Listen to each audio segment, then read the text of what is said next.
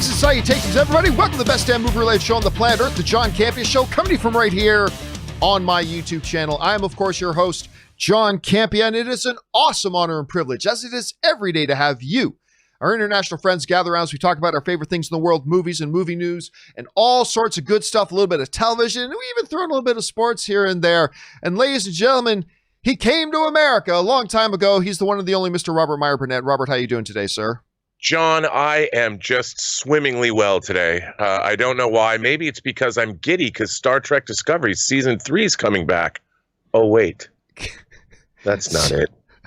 It's an awesome show. But speaking of awesome, look at that shirt you're wearing today. I dig that shirt. It's my Rachel Blade Runner shirt. I'm not even a Blade Runner fan, and I think that shirt's awesome. It's a little blousy, but yeah, I like it. Hey, just a quick little piece of info for you guys. So for those of you who are interested, I've got a little documentary out called Movie Trailers, A Love Story.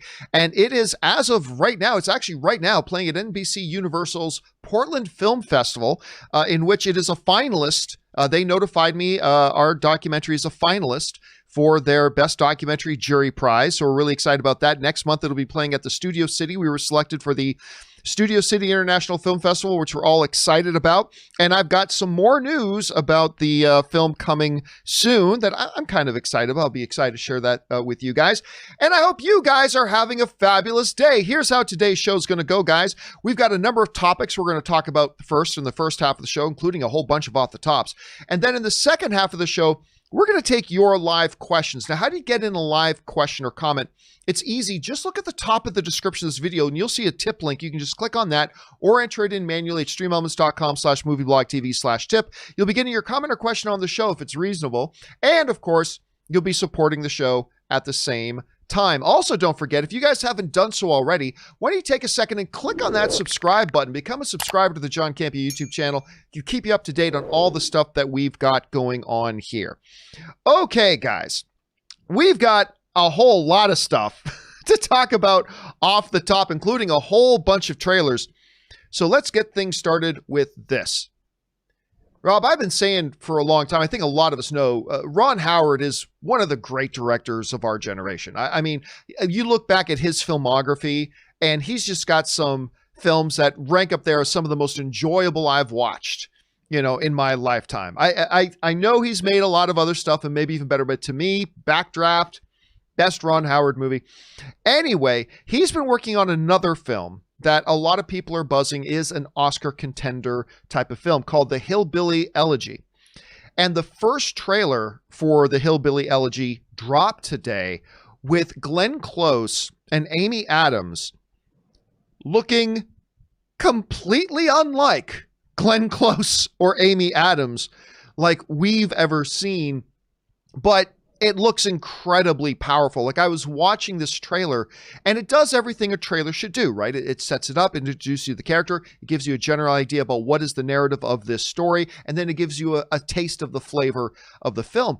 And I got to tell you, man, I was watching this and I was riveted. And here's the thing. Ron Howard is not like Quentin Tarantino, where within 5 seconds of watching a Quentin Tarantino trailer, you know it's a Quentin Tarantino film. Ron Howard's not really like that, but I could really feel Ron Howard's DNA all over this trailer. I thought it looked spectacular. If it can actually, if the film itself can live up, you know, you've said before, one of the greatest things in life is when a movie lives up to the promise of the trailer. If this movie can do that, I think we're in for something pretty special. You had a chance to check out the trailer for The Hillbilly Elegy. What did you think of it? Well, I have to say, I'm a lifer when it comes to Glenn Close. Right. I love Glenn Close. I've loved her since The World According to Garp, you know, in The Big Chill back in the early 80s. I loved her in Fatal Attraction, even though she was insane. But Driven Insane by Michael Douglas. And it wasn't her fault. But I watched this performance where she's completely giving herself over to a role. And I'm just like, my God. I mean, she has still got it 40 years in. I can't get enough of my Glenn Close. And Amy Adams, I mean, talk about, these women are fearless. These performances look just astonishing, and they've given themselves over to these roles. And I have to say, not necessarily in my wheelhouse, But I saw this trailer and I'm like, man, I can't wait to see this movie. Yeah, and I feel like we say this all the time, but it bears being said again right here. Maybe this is the Amy Adams role that gets her ever elusive Oscar. I mean, Right. I've lost track of how many nominations she's had. She is simply one of the best actresses out there, but this definitely looks like it could be a contender for her for that. Question is for you guys, have you had a chance to watch this trailer for Ron Howard's new film? If so, what did you think about it? Jump down into the comment section below and leave us your thoughts. All right, guys. Another off the top here, sticking with trailers. We got 3 of them to talk about here today. This is the second one that we need to discuss. Rob, Nick Cage, he was one of the hottest actors in Hollywood. Then there was a period of time where he was kind of became a bit of a joke to a lot of people. They forgot how good of an actor he is. And, a little bit of his own fault because a lot of the projects he chose to be in got himself into some tax trouble and just started taking a lot of roles to pay off some debts. But in the last little while, he's been putting out some smaller films that have also been getting a lot of people's attention. Like some have been like really freaky and really cool and stuff like that. Well, I don't know where this one falls, but a new trailer for what I describe personally as Predator meets Mortal Kombat movie called Jiu Jitsu, which for the record, there was no jujitsu in this trailer. I was watching very closely. There's no jujitsu in this trailer, but there's this new Nick Cage trailer out for a new film he's got called Jiu Jitsu. Basic premise is this: every 6 years, a comet passes by the Earth, and when it does, a portal opens to another universe where this alien hunter comes through, and he's got to fight, a certain champion. And if the champion doesn't fight him, then all of humanity is dead. Whatever. It's a movie called Jiu Jitsu. I was following it as close as I can. It looks like they spared no expense. I'm kidding. It just looks kind of low budget. Although I will say this, Rob, the alien looked kind of cool. I actually thought the alien it was kind of original. I've never really seen that sort of a character design on something like that before. Yeah. But at any rate, it is clearly Mortal Kombat meets Predator. Or Octagon, I think was that what you called it? No, I said, it was Predator meets the Octagon. Beats the Octagon. It is clearly in that wheelhouse. And this, I'm guessing this movie is going to be a lot of terrible. But I would be lying to you if I didn't say that this trailer made me desperately want to watch this movie. Oh, I'm right there with you. I desperately want to watch this movie. There's no honor in killing crazy or whatever it was he said there. I am all on board, despite the fact, by the way, Tony Jaa, a guy who really should have become maybe the biggest action star in the world. I mean, he had all the physical gifts. Maybe he should, but Tony Jaa is in this as well.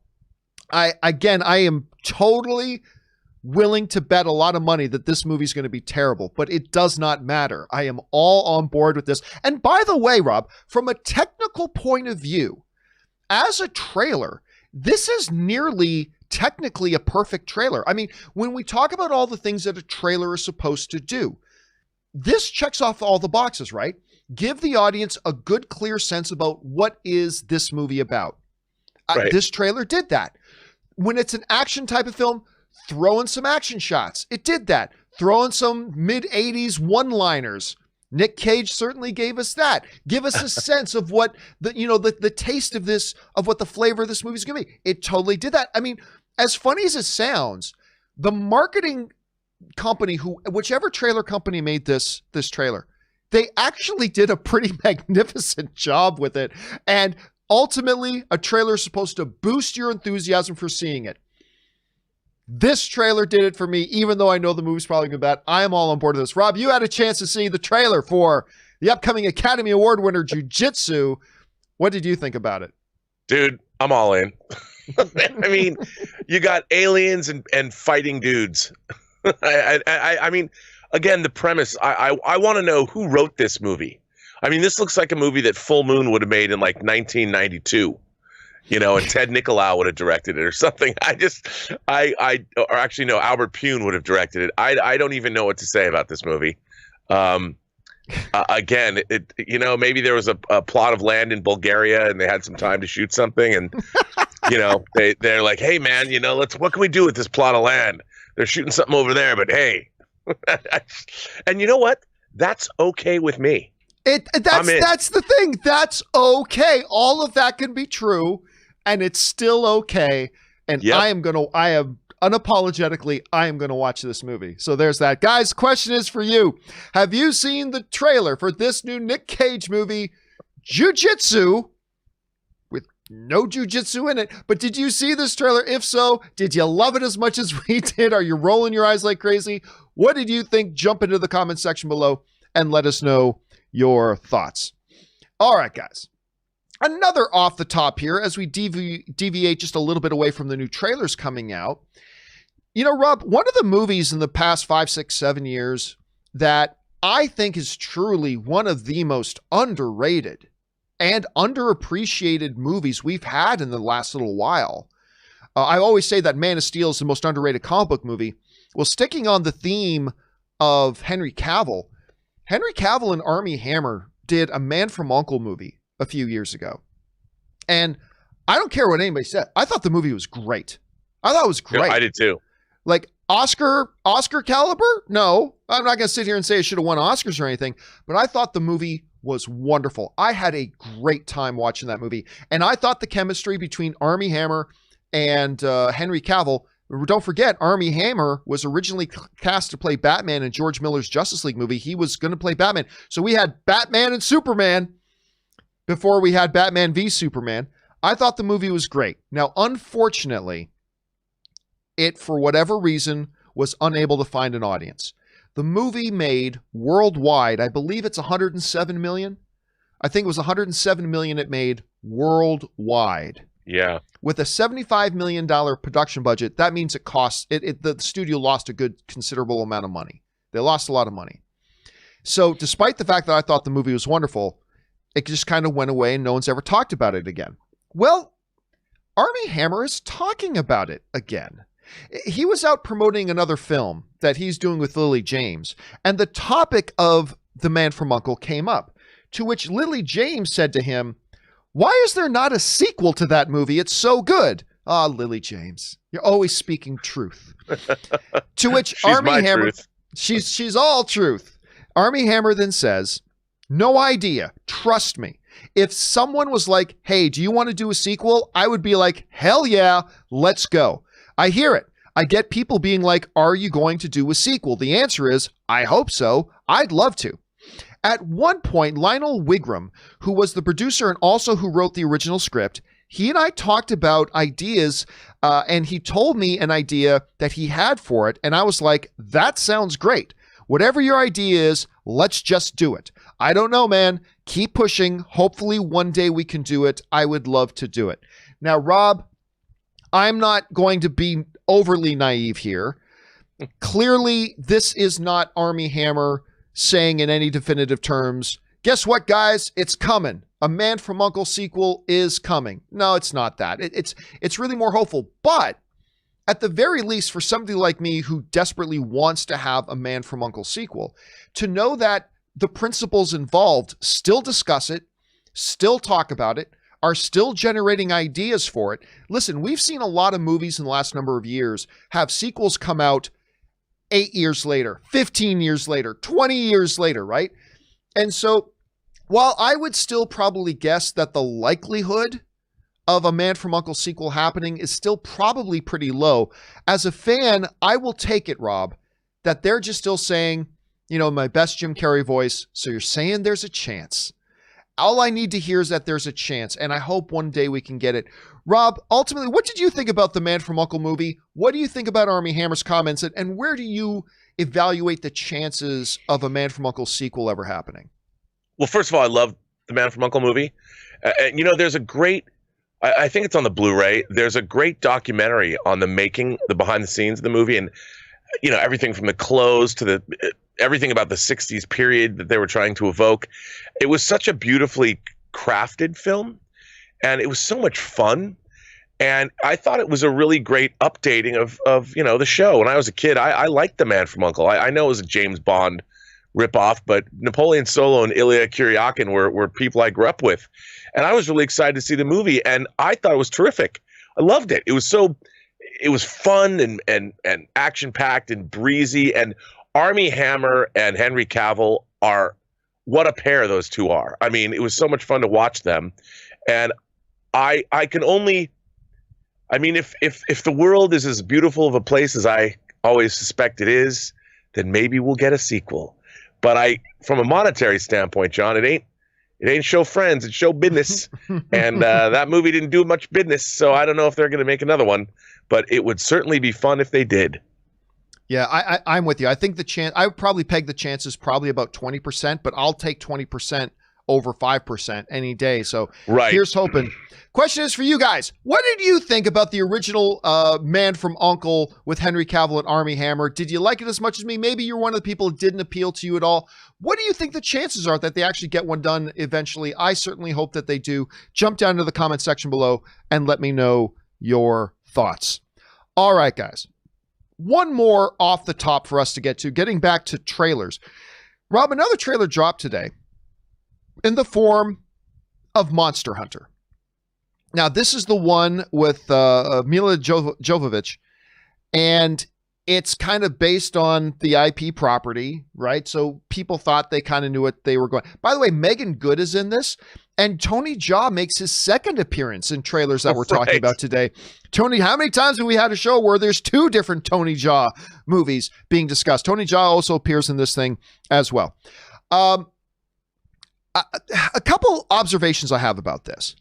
Observation number one is I thought the creature design was quite good. I thought the creature design of the monsters was surprisingly good.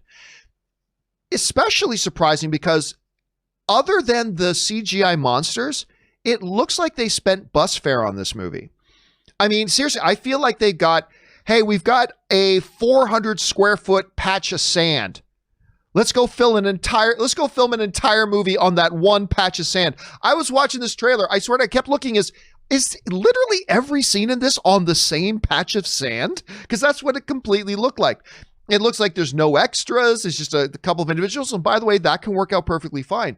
But I thought this feels very low budget, except for the flying dragons and the monsters and stuff like that. I actually thought that looked surprisingly good.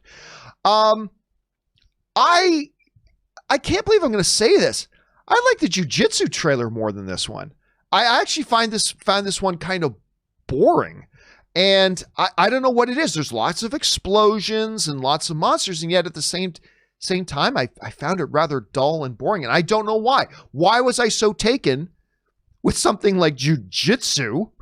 And yet, for whatever reason, I didn't find this one that appealing at all. So I don't know. I don't have a lot of hopes for this. And I'm going to say that the trailer really didn't raise my expectations much. Although seeing Megan Good and Tony Jaa there is pretty good. But other than that, doesn't really do it for me per se. Rob, you had a chance to check out this trailer for Monster Hunter. What's your take on it? Well, it looked like it was about 6 movies collided into one. You know, it looked like Smaug from the Hobbit was in there. It looked like one of the kaiju from Pacific Rim was in there. Then it looked like we were in a Transformers movie because we're in the desert with the soldiers. I would expect nothing less from Paul Anderson, who's not exactly known for his shattering originality.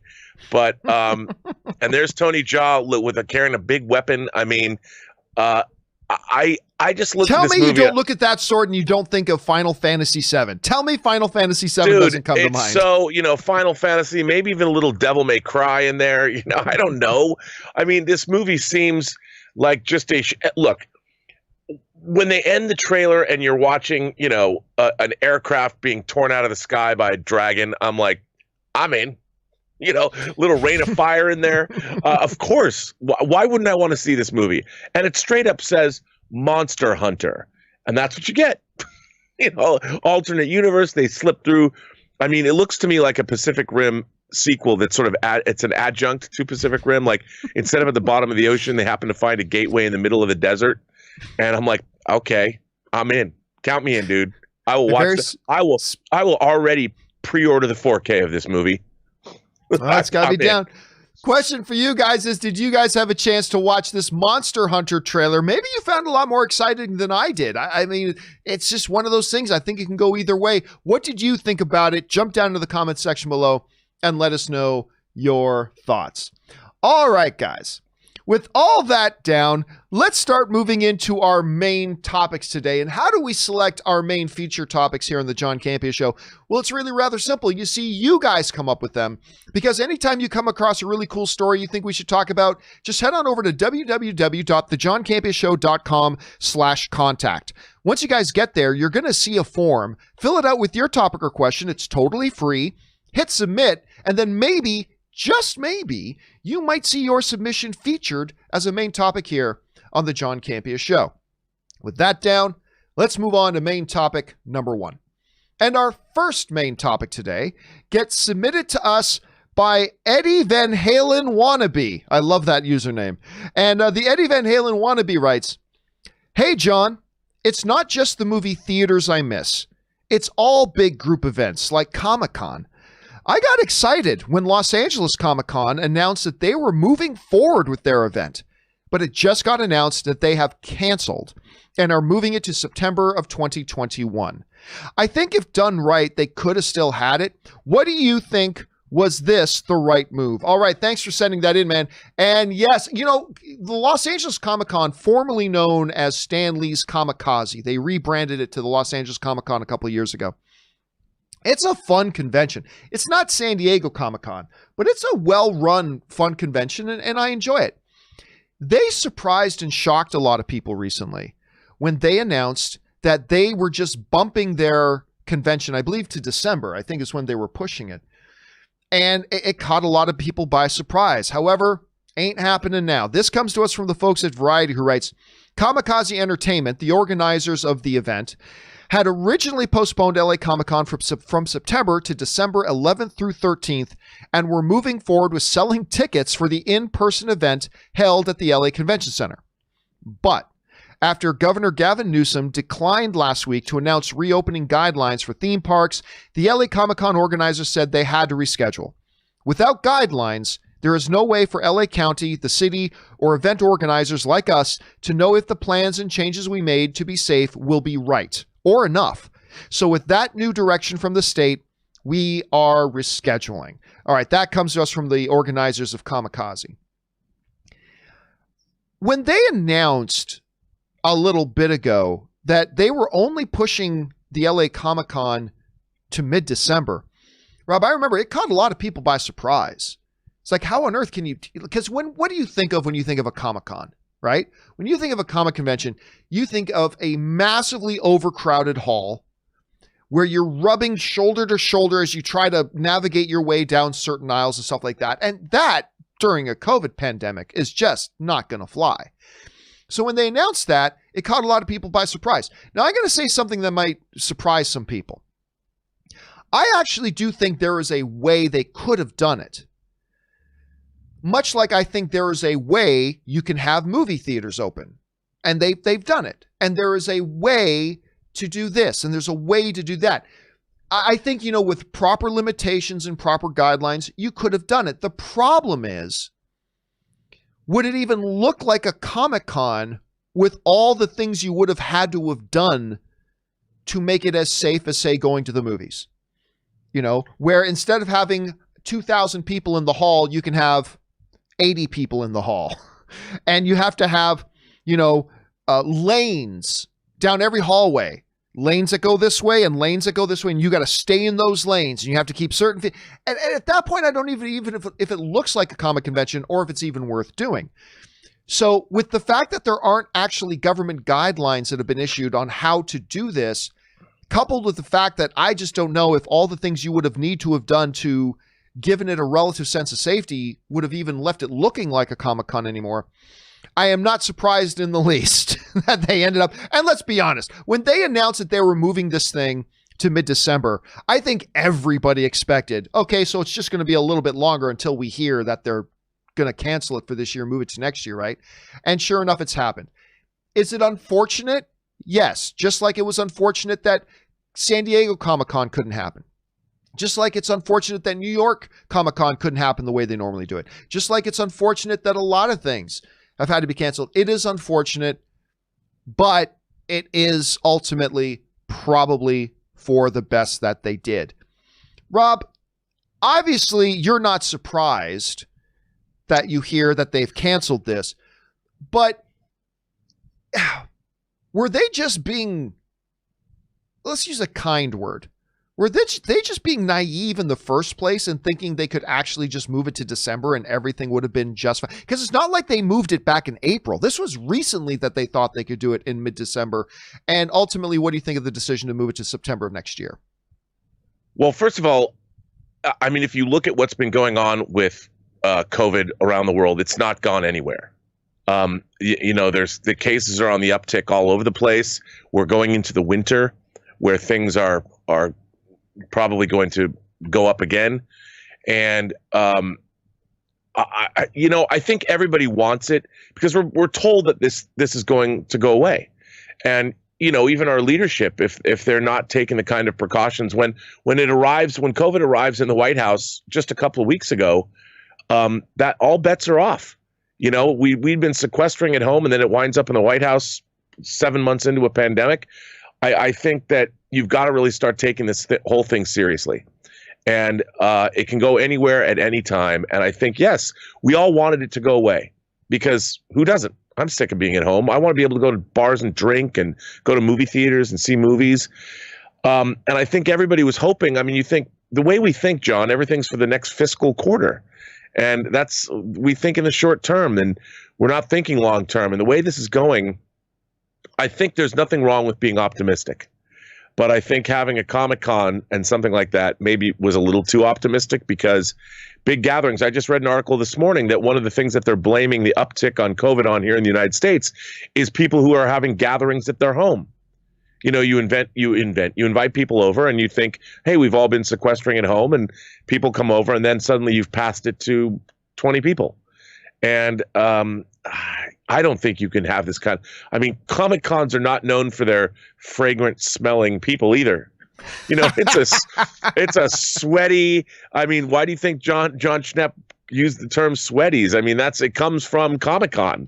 You go there, you're lugging your boxes of comics around, the collectibles you buy, you're in close quarters, you're all eating pizza and drinking beer if they have the bar. And I mean, it's a place where you're experiencing your fellow man in all different ways. Well, so, and even without the pandemic, what do we say every year about every convention we go to? Comic crud. Right? Somebody in every group every year catches comic crud, right? Because again, even without the pandemic, you're running shoulder to shoulders with these people who probably haven't bathed in 4 or 5 days. No judgment, but and scoffing and sniffling and whatever, and you're like rubbing up against people all over the place, and inevitably somebody in your group or you yourself catches the comic crud. I've gotten comic crud like twice. Like I remember one year I got like deathly ill, like super sick from it. And that's in the best of circumstances without a pandemic being out there. So yeah, it kind of makes sense. Hey, listen, I'm not going to lie. Of course, I'm disappointed that it's not happening, but it can't happen. I mean, right now, an event like that can't happen. So anyway, guys, question is for you. What do you think about this move? Maybe there are some of you who are surprised that they actually didn't keep it in mid-December. Maybe some of you thought they actually were going to do it. A bunch of people did buy tickets to it that they're going to get their tickets refunded or push their tickets off until next year. So that's good as well. What are your thoughts on this, guys? Jump down to the comment section below and let us know your thoughts. All right, guys. With that down, let's move on to our second main topic today. And our second feature topic today gets sent in to us by Dustin Crawford. And Dustin Crawford writes, Mad Max Fury Road prequel focusing on Furiosa has started to add some big names to its cast. Not only is Anya Taylor-Joy starring as a young Furiosa, which was rumored some months back, but Chris Hemsworth and Yahya Abdul-Mateen II have also come aboard. Boom, Black Manta callback. There are a few character details, but nothing major. Hemsworth will reportedly be playing the scar-faced Dementus, which, if I were going on names and villainous cliches, sounds like an antagonist. What are your thoughts? All right, thanks a lot for sending that in. And yes, it was during the John Campea Show yesterday that Rob broke in and said, guys, breaking news. They're greenlit the Fury. Now, actually, apparently it's not officially greenlit, but it's just now at that stage right before the official green light that this is going to be happening. This comes to us from the good folks over at The Hollywood Reporter, who writes, Anya Taylor-Joy, Chris Hemsworth, and Yahya Abdul-Mateen II will star in Furiosa, a standalone action-adventure feature that acts as an origin story for the powerful character first embodied by Charlize Theron in Miller's Oscar-winning 2015 movie, the studio announced on Tuesday. Miller will direct, co-write, and produce the project, working with longtime producing partner Doug Mitchell and their Australia-based Kennedy Miller Mitchell banner. Say that 10 times fast. So there we go. We heard about it. We talked about it a while ago, that they were going to be doing a Furiosa, that George Miller was eyeing doing a Furiosa origin movie. But then some heads got turned maybe about 2 months ago, something like that, when word came out that they were looking at casting somebody else other than Charlize Theron to play Furiosa, because they were going to do a Furiosa origin story, a younger version of Furiosa. That did two things. Number one, it excited a bunch of people, because Mad Max was a beloved film. That Mad Max Fury Road movie was a beloved film. Oh, it's so good. And it was beautiful and gorgeous and all that kind of stuff. And everybody loved the Furiosa character. Everybody loved the Furiosa character. But at the same time, it created a little bit of division, because to a lot of people, it's like, if it's not Charlize Theron, I'm not in. I'm not on board if it's not Charlize Theron playing Furiosa. To which I would get and I would understand if they were doing a sequel and they just decided they didn't want Charlize Theron playing it anymore. But if the story that George Miller has in his head and the story that he wants to tell is one that happens 20 years previously, you can't really do it with Charlize Theron. You've got to kind of go with another performer. And if that's the story George wants to tell, and it all needs to start with the story, if that's the story he wants to tell, Rob, then I'm okay with it. Anya Taylor-Joy has also been really good. Like, I really enjoyed her in The Split, and, I thought she was great in that. Even though her character wasn't great, I enjoyed her in New Mutants. I've actually enjoyed her in just about everything I've seen her in. I don't think she's Oscar caliber or anything quite yet, but I enjoy her. You add on top of that, Mateen II, you add on top of that Hemsworth. This could be really fun. My encouragement to my fellow film fans is don't be closed-minded. Don't instantly turn off the switch just because it's not going to be Charlize Theron. It's a different story. It's a new story. George Miller's earned the benefit of the doubt when it comes to this Mad Max world. I think people should give it a shot. I think this is interesting news. Rob, listen, if I could have been given the choice, snap my fingers, John, would you prefer to have a Furiosa sequel with Charlize Theron or a prequel with somebody else? I would have chosen sequel with Charlize Theron, sure. But that doesn't mean I'm not open-minded to this other one, and it's George Miller. So, hey, if he's came up with the story, kudos. Rob, you heard about this. Where do you fall closer in the side there? Excited about it or kind of disappointed that it's not Charlize? Well, first of all, I love George Miller as a filmmaker. I think he's one of the most terrific filmmakers working today, and he hasn't made nearly enough movies. So anything that George Miller is going to make, I'm behind 100%. If you haven't seen his movie Lorenzo's Oil, which is maybe not in everyone's wheelhouse, but what a fantastic movie that doesn't get talked about nearly enough. But I can't wait to see this. I mean, another action movie. First of all, I love Anya Taylor-Joy. I thought she was one of the best things about New Mutants. I loved her in The Witch. I think she's shaping up to be, she's young. I think she's got a long, long career ahead of her. I think she's perfect casting for the role. But, I was thinking about it. They could do like sort of a King Conan thing where they could bring Charlize Theron back and maybe use her in a framing story, or Godfather to it, go back and forth between time periods. Because first of all, I love Charlize Theron and I loved her as Furiosa. And while I'll watch a prequel movie that she's a young person. Why wouldn't I? So this will be the Solo of the Mad Max franchise, I guess. But I'm really excited about this. I can't wait for it. By the way, you see that graphic Ray made there, putting Anya Taylor-Joy on Charlize? Oh yeah, I think that's amazing. That's amazing. Well, And I think she's going to be great, and I always trust in George Miller. You know, people were pissed off that Mel Gibson didn't come back for Fury Road. I'm like, how do you make a Fury Road movie without Mel Gibson? You know what? Didn't bother me. As a matter of fact, when I watched that movie, I didn't even see the character as being the same Mad Max. It was just a different guy. And I loved it. Loved it. Loved it. Loved it. And The Road Warrior is one of my favorite movies of all time. I think we as film fans, and I know I've been guilty of this just as much, we as film fans will often go, if you don't do it this way, then you don't exist to me. It's like, well, give the movie a chance. I mean, Right. Again, it's not like George Miller has been shitting the bed for the last 20 years. I mean, he's been delivering hype. I mean, if he says he wants to do this and this is his story, let's give it a shot. I don't know. Maybe we'll hate it, but I think it's worth giving it a shot to. I think it's good news. And if you're going to go this way, maybe Anya's not my first choice, but she's a good choice. So let's see how this turns out. Question is for you guys. What do you make of this? The fact that they are moving ahead with this, but it's going to be a prequel with the origin story of Furiosa. And we didn't even talk much about Mateen II or Hemsworth being in there. I think that's great as well. What do you guys think about this? Jump into the comment section below and let us know your thoughts.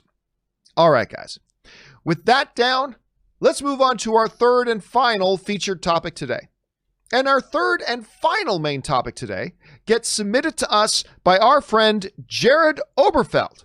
And Jared writes, love your show. Thank you so much, Jared. I just heard from Deadline that Paramount has sold Coming to America 2 to Amazon for a reported $125 million. That seems like an unusually high price for a comedy, but Jeff Bezos is richer than Scrooge McDuck. Your thoughts? All right, thanks for sending that in. And yes, also, a story that just broke just as we were heading into the last part of the John Campea Show yesterday. We all know Eddie Murphy has made Coming to America 2.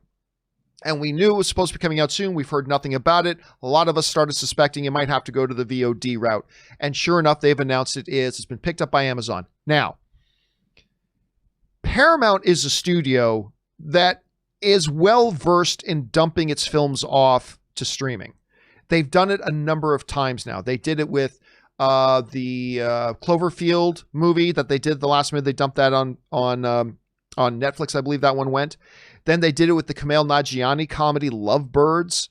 They dropped that out of nowhere. They just peeled it off over to Amazon as well. And now they've made another deal with Amazon for this. Obviously, the circumstances have been different for all three of these, but this is not an unusual thing for them to do. This comes to us from the folks over at Variety, who writes, the long-anticipated sequel to the Eddie Murphy classic is in the process of being sold by distributor Paramount Pictures to Amazon Studios. In a deal worth roughly $125 million, Insider said, the expected streaming premiere date is December 18th, so it's coming soon. Sources added, final details are being hammered out, sources said, including 2 complex consumer marketing tie-ins with McDonald's. You can't do a Coming to America without tying McDonald's in there somehow, including McDonald's and whiskey brand Crown Royal, which are expected to transfer over to Amazon Studios with the film. Murphy, who produced as well as stars in the film, also has to give his blessing. So it sounds like this isn't 100% completely locked in yet, but it's probably heading in that direction. I think there's a couple of interesting things here. First of all, is the obvious note. Coming to America is one of those films that is completely the poster child, that is absolutely a prime candidate to make that move over. You don't want to delay it for too long. You don't know how long it would have to delay. It wasn't going to be a monster box office hit. Let's just admit that and say that right up front, even though I was really excited to see it myself. It was a prime candidate to move over to streaming. And Amazon is a good partner for something like that. Amazon knows how to handle their original films. And I think they're going to do a good job with this one. So I think this is a pretty cool move. Something else that's interesting here, Rob, is that $125 million number. Because a lot of people will look at that, understandably, and say, wow, that's a lot. 125 million? That's a lot. And for some movies it is. However, I also want to point something out here, that what that number really represents. what that number essentially represents is that, what does that tell us about how much Paramount believed this movie was going to make in theaters? COVID notwithstanding. What does that number tell us about what Paramount legitimately and honestly thought its potential was in theaters? Not that high. Like, if they're willing to part with it for $125 million, that means that, COVID notwithstanding, they don't think this is a movie that could have made $300 million in theaters. They don't think this is a movie that could have made $375 in theaters or what have you. So they go 125 off it, put it to Amazon, kind of a win-win. It's a nice call. From a strictly fan point of view, Rob, I can't wait to watch this. I've been looking forward to seeing them return to these characters for most of my life. I've been looking forward to watching these guys return to these characters. I can't wait to see it. If making a movie, and let's face it, this isn't one of those films, like all movies are meant to be seen on the true big screen in a movie theater where movies are meant to be watched. But, you know, some movies are more inclined to really needing to be on the big screen. Coming to America 2, I'm going to go out on a limb and guess it's not one of them. So this is probably a pretty shrewd move on their part. I'm looking forward to seeing this a whole ton. And December 18th, great date. I'm looking forward to it. This whole move makes sense. Rob, when you take a look at this deal that they've made, how do you analyze it? What stands out to you? I did find it kind of interesting considering, you know, Paramount Plus, they're starting their own streaming service. And I would have thought that, you know, this would have been a prime candidate for a launch title for a rebranding of that streaming service. But look, Paramount got to eat. And I think selling this movie off to Amazon is a good move. It pays for the film. You know, in this day and age where they're borrowing money and they're burning cash, they don't know if these movies are going to be able to make it into theaters. I think this is a way to. I'm sure the movie didn't. I don't know what the production budget was, but I'll bet it was a lot less than $100 million. So I think this was really great for the studio, and it puts Paramount in a good position. It's weird that they would sell off. Like, I wonder if the movie reverts back to Paramount after a certain amount of time, or did they just sell it outright to Amazon? Because Paramount obviously has the original Coming to America in their catalog. They own it. It's part of obviously a legacy title for them.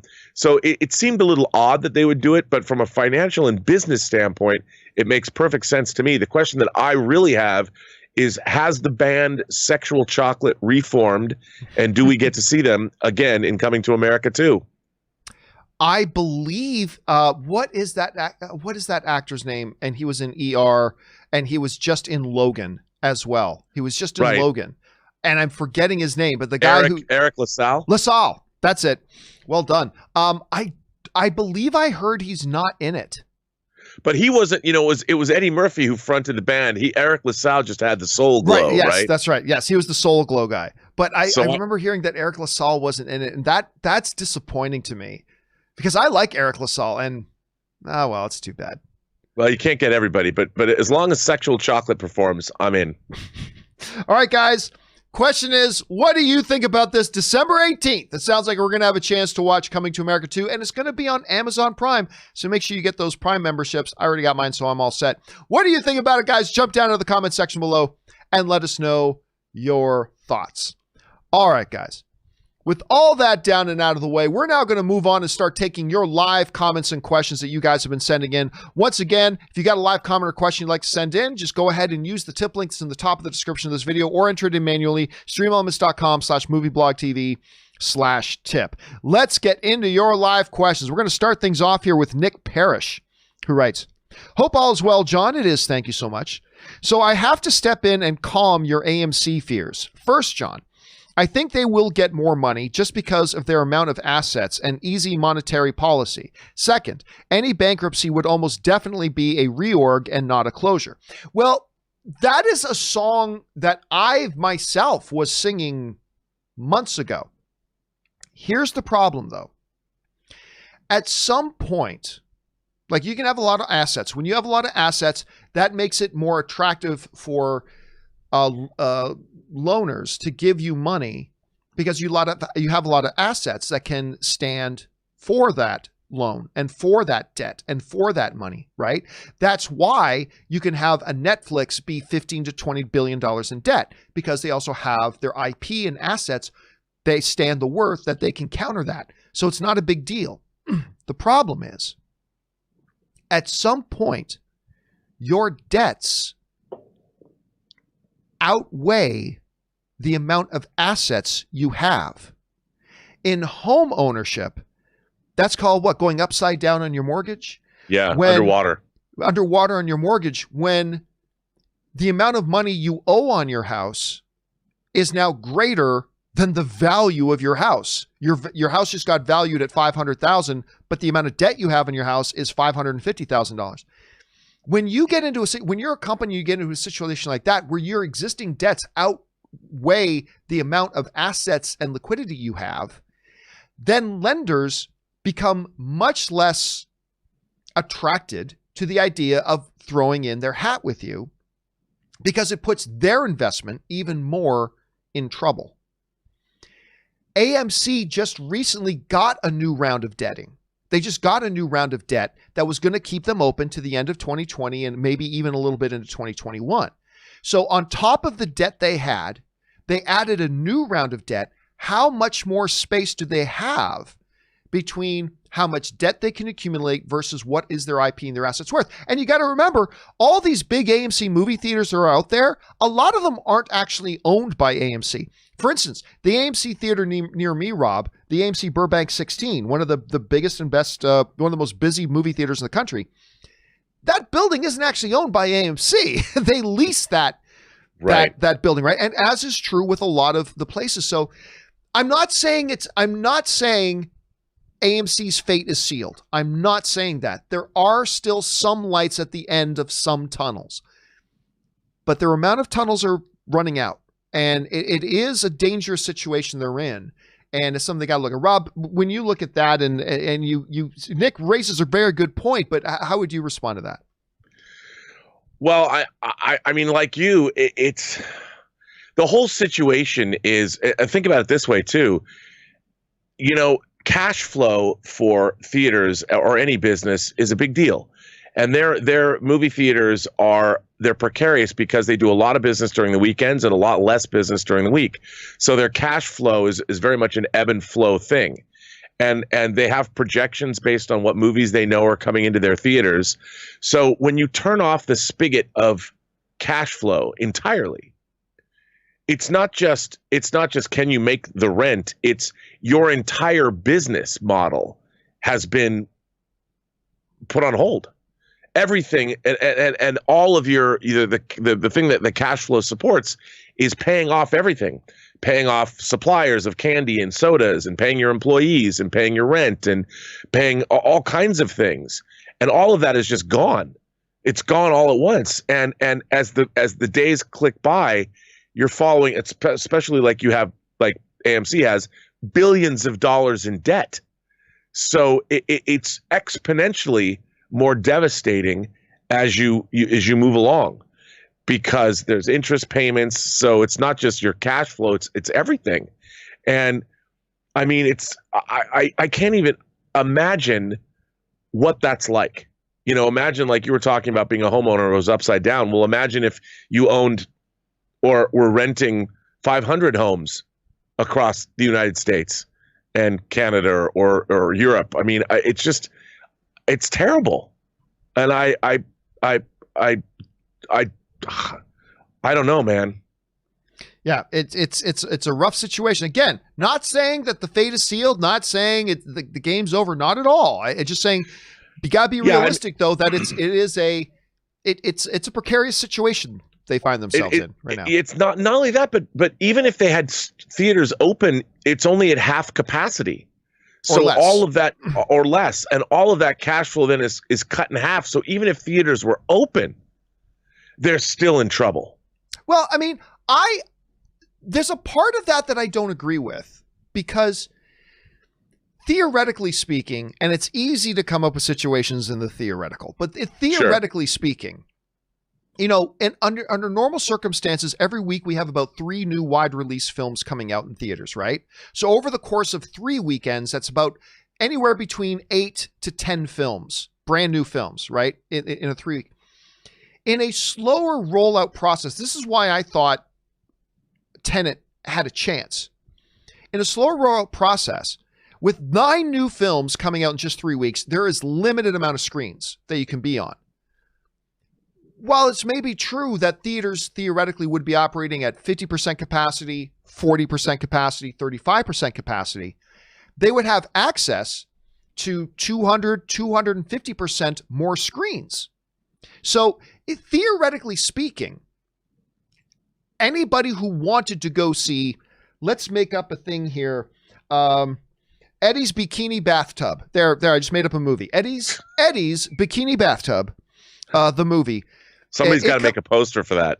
Yeah, someone's got to make a poster for that. So if Eddie's Bikini Bathtub comes out and it gets on one screen in my AMC Burbank 16, right?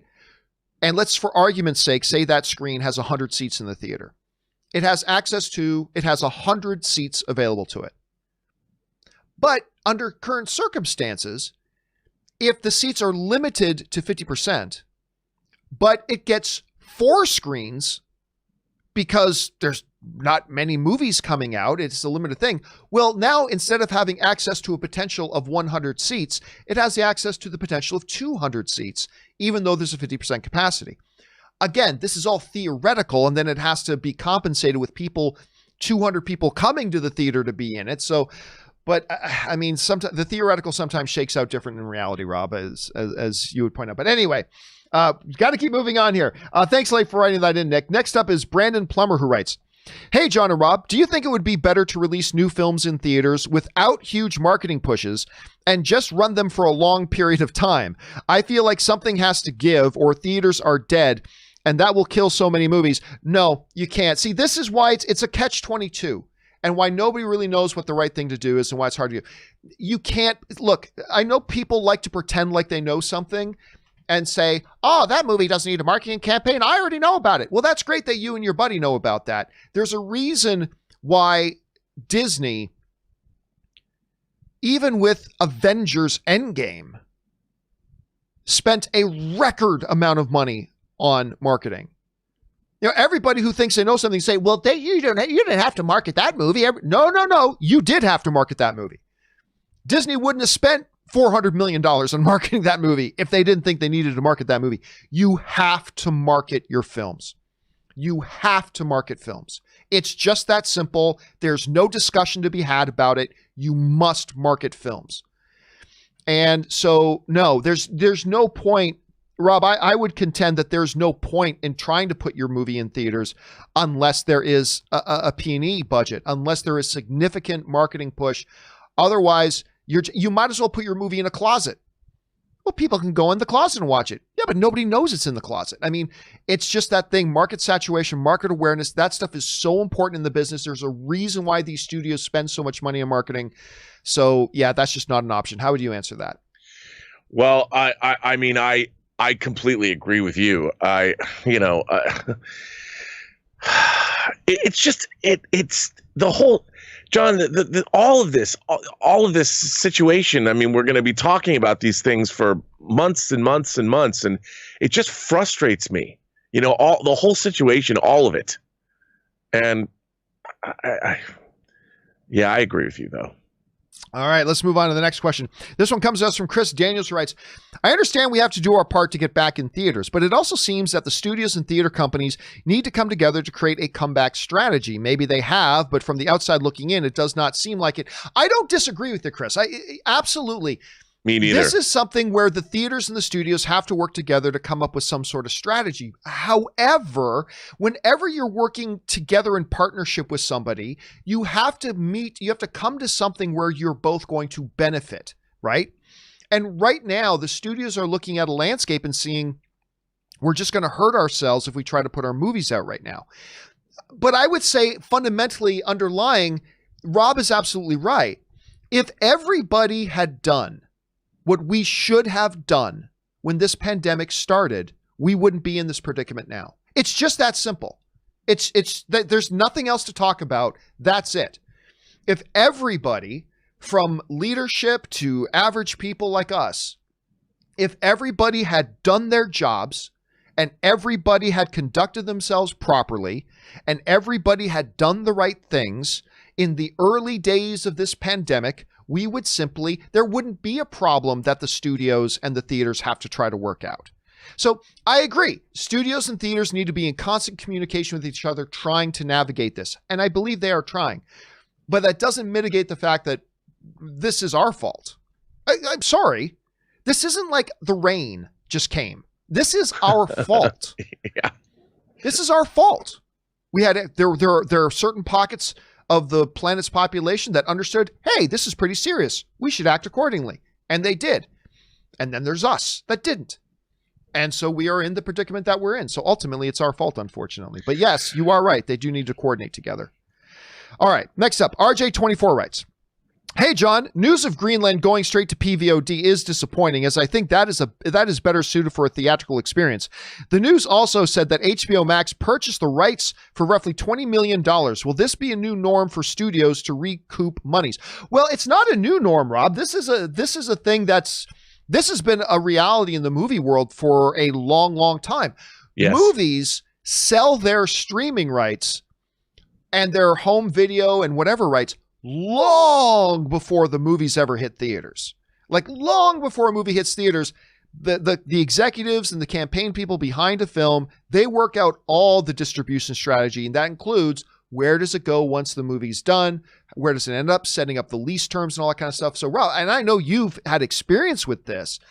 So this isn't a new thing, is it? No, I mean, not at all. And look, I think right now, another thing that people have to remember is that it's all about, again, I was talking about cash flow, but movies are made with borrowed money.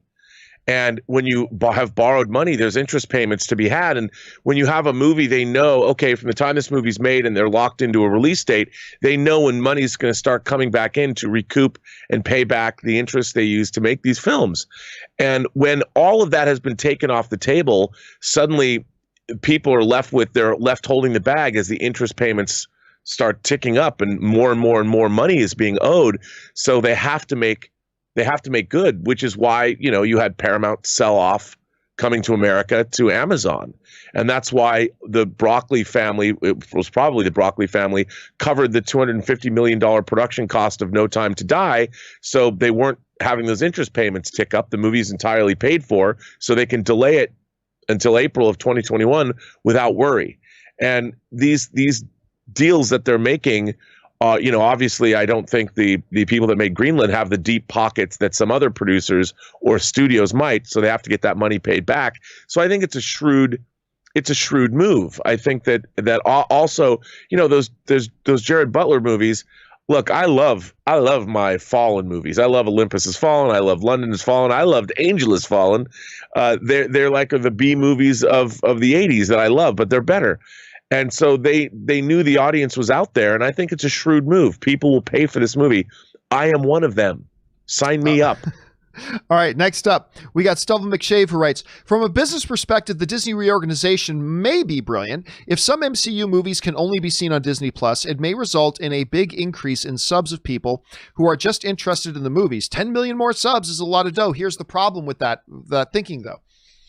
As Alan Horn pointed out once, he said, look, the thing is, if people love the MCU, and ultimately this is what Disney Plus is going to be, the only place you can then watch an MCU movie after it's done in theaters is on Disney Plus, and you're an MCU fan, you're going to sign up to Disney Plus. The only difference now is, so you would have made that money anyway. The only difference now is you're going to lose out on that $800 million it also would have made in the theaters. So let's say Ant-Man 3. This is a total hypothetical situation, but this is what I think Alan Horn was talking about. Let's say you take Ant-Man 3. Ant-Man 3 goes into theaters, makes, I don't know, it's the third film now. Let's for argument's sake say it makes $700 million. Makes $700 million. And then it goes later, once it's done its theatrical run, onto Disney Plus. MCU fans will then sign up to Disney Plus, because that's where all the MCU movies are. So they're getting that money. In this new equation, Ant-Man 3, for argument's sake, again, this is all theoretical, bypasses the theaters, goes straight to Disney Plus. All the MCU fans, just as in the other example, signing up to Disney Plus, and they're going to be able to watch all the MCU movies. So they're getting that money anyway. The only missing part is you're missing out on that $700 million that you also would have got. It's not an either or. It can be a both and. That's why I think moving forward, why all the films that are going to be big hits, those are the ones that this distribution arm are still going to put in theaters, right? So just for argument's sake, Avengers 5 is going to go into theaters because they're going to make their $2 billion there. And then they'll put it on Disney Plus, where they will make more money from it on Disney Plus through subscriptions and stuff like that. So it's again, it's not an either or. It's not, see, some people, Rob, I find in discussing this, some people talk as if it goes into theaters, it will never go onto the streaming service. Well, no, that's not how it's ever worked. It plays in theaters and then it has its life on home video where it makes more money and stuff like that. So it's just one thing you got to keep in mind. All right, next up, Plastic Bagger writes, I just watched Richard Linklater's Waking Life. Not a big fan of that one, to be honest with you. What a crap movie. One of the worst I've seen in a while. And you listen, everybody has a bad day at the office. Richard Linklater is a very good filmmaker. He is a very, very good filmmaker. But I'll write this one up to being maybe a bad day. Rob, have you seen this one? What did you think of it? You know, I wanted to love it. I thought what I love about Richard Linklater is, most things I like that he's done.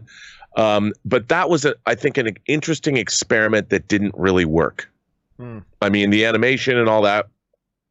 I like the cast. It just didn't work, and I don't really know why, but it didn't work for me. Again, everybody's got a bad day at the office. This next question comes to us from Bojax, who reminded me of something that I forgot to do at the beginning of the show.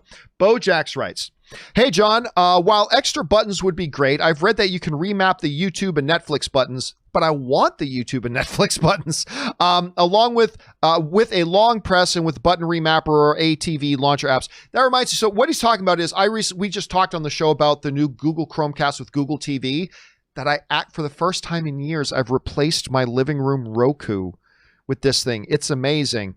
And guess what, guys? I just happen to have an extra one. Let's see if I can get the focus. There we go. I just happen to have an extra one.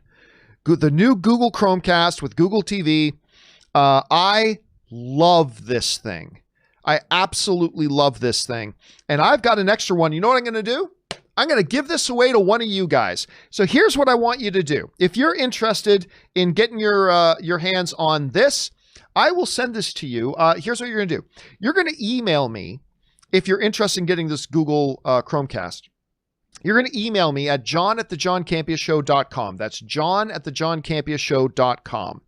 Include a picture of you in front of your phone, tablet, laptop, computer, or TV watching the John Campea Show. Take a photo of you in front of a screen watching the John Campea Show, and then email it to me at john@thejohncampeashow.com. Put the word Chromecast in the subject line. Put the word Chromecast in the subject line, and I will pick one person at random. And I'll probably share the pictures on the show. So don't send in something you're not comfortable. Like, don't send me a nude shot or anything. Don't send something you're not comfortable with me showing on the show.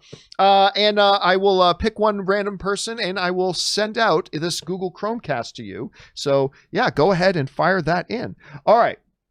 Let's keep things going here. An anonymous viewer writes in reaction to AMC, I've noticed that most pushed back blockbusters are sequels. Would it help if open theaters screen previous entries with incentive that if you watch a certain number /all, you are guaranteed a reserved seat for that pushback film? I think that gets incredibly complicated. Plus, that's not something that the theaters themselves can do unilaterally. That's something that would have to be an agreement made with the studios themselves. And with everything being tossed up in the air right now, it's really uncertain. So, unfortunately, the re-release of catalog films only works up to a certain point. It was a great idea for a few weeks before Tenet opens to just shake the rust off, get the wheels going again, get some raise awareness that the theaters are open. But I don't know that you can work it into something like this. Rob, what do you think? Is that something that becomes a viable possibility?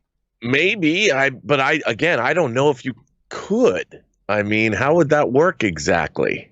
Yeah. Yeah, there'd be a lot of moving pieces of that, and I just don't know there's enough payoff for Right. the amount of Well, that's complications. the real thing. Is that you're gonna get enough bang for your buck, essentially. All right, next up, Bojack's writes, looks like another December release is on the move. The trades are reporting that Coming to America 2 is coming to Amazon Studios. How much longer until the big domino of Wonder Woman falls and moves into 2021? What kind of chain reaction will that cause? I don't see causing it. First of all, I've said for a while now, especially once Regal shut down, I can't guarantee, but I'll be surprised if Wonder Woman 84 doesn't move off that December date. I believe it's just a matter of time until it moves off that date. What kind of chain reaction will it cause? None. It's pretty much the last domino to fall, right? It's pretty much the last one holding out. Like, No Time to Die already moved. Black Widow already moved. Dune already moved. I mean, it's so, I don't see it causing any sort of chain reaction. I think it'll be the kind of the last hurrah when it moves into 2021. All right, Star Wars Rocks writes, hi, John, does the new Chromecast only being sold in the US, or is it also being sold internationally? Star Wars Rocks, I have no idea. That's something you could probably very easily Google yourself. I don't know that off the top of my head. Just do a quick Google search. You'll probably find that out. If it is available where you live, I highly recommend it because I love this damn thing. All right. James Argenta writes, I think one of the reasons why Lucasfilm chose to adapt High Republic and not Old is that they did not want toxic fans harassing their book authors like they did to Tran and Johnson. I think the best hope for Old Republic is Feige if he has time. I don't agree with that. Okay, first of all, you're underestimating the toxicity of some fans. Toxic fans are going to be toxic no matter what they do. Like that's just it. And going to the Old Republic, I don't think would have caused any additional. Look, winning cures everything. Winning cures everything. That's all it is. If they don't like these new movies, they're going to be toxic about the fact that they should have done Old Republic. If they did Old Republic, they'd be toxic about that. So I really don't think, James, that in any way, shape, or form, Rob, I don't know what you think about this, but I don't think that played into their decision to go High Republic as opposed to Old Republic. I don't think that weighed into the decision at all, because I really don't think it would have made any difference, and I think they know that. Do you agree? How do you see that? No, I think I agree. I mean, the one thing, the one thing that I would say about the High Republic, it seems to me that the High Republic is a celebration of the entire Star Wars franchise, whereas everything else is dark. And sure, there's going to be villains in the High Republic, but I love the idea that you're seeing, or the idea that we will see, the galaxy at its finest. That it's not, we're not in the darkness of the Empire or the darkness of the Sith, and even though it's all going to be out there, we're going to see a galaxy not in decline, but at its height. And this, we'll probably see the seeds of that decline, but I like that idea. And in a way, I like the fact that they're taking Star Wars into an uplifting area. We haven't really seen that before. It's Rebels or the Clone Wars or Star Wars, but this seems to be different. It's Star Wars with a smile on its face. Well, we'll see. It depends on what their antagonist is. And, it might put a frown on my face, like most franchise properties have lately, but you never know. Hope springs eternal. All right. Next up, an anonymous viewer writes, my wife, Abby Burtz, loves your show. Oh, thank you so much. She keeps me up at night listening to it. Her favorite movie is Charlie and the Chocolate Factory. She wants to know your thoughts on it and if you have a favorite scene. It depends on which one you're talking about. So there's the original, and then there's the Johnny Depp one. I am in a rare minority. I think I prefer the Johnny Depp one. I think I actually like, and the funny thing is, here's the funny thing about that one, Rob. I am not a big Tim Burton fan.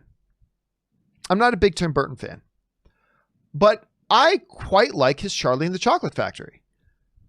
I know a lot of big Tim Burton fans, and they don't like Charlie and the Chocolate Factory, which is pretty weird. But like, if you're going to talk about this, so I don't know what you want to talk about. If you go back to the original, almost anything with the Oompa Loompas, I eat it up. When you come into the new one, oh gosh, the dynamic that Johnny Depp, and is it Highmore? Is that who played the kid? Yeah, Freddie Highmore.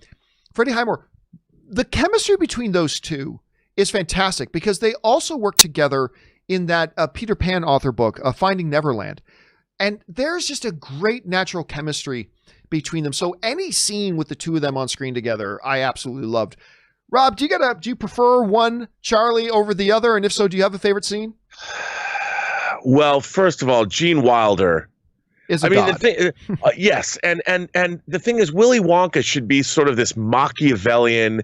He's planned everything out. He's always 10 steps ahead of you. And I just thought that the Willy Wonka, Johnny Depp's Willy Wonka, is such this weird out there space cadet. I didn't believe that he was just a way different character for me. And I really preferred Gene Wilder's character. Now, I also read those books, both Charlie and the Chocolate Factory and Charlie and the Great Glass Elevator. I must have read those books 50 times when I was a kid. I read them incessantly. I loved those books. And I loved the movie. And I couldn't get past Johnny Depp's portrayal, that weird, like, I'm in therapy and have daddy issues portrayal of Willy Wonka. I mean, to me, Gene Wilder is Willy Wonka. He's the man behind the curtain. As a matter of fact, he's not only the man behind the curtain, he created the man behind the curtain. So he's the man behind the curtain. That's how much of a badass he was.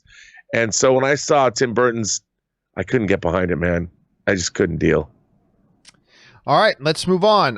Next up, what do we got? We've got Dale Cooper writes, have you seen a film directed by David Lynch? If so, which is your favorite? If not, why not? Seen many films by David Lynch, if we're thinking of, as long as it's not like a different guy.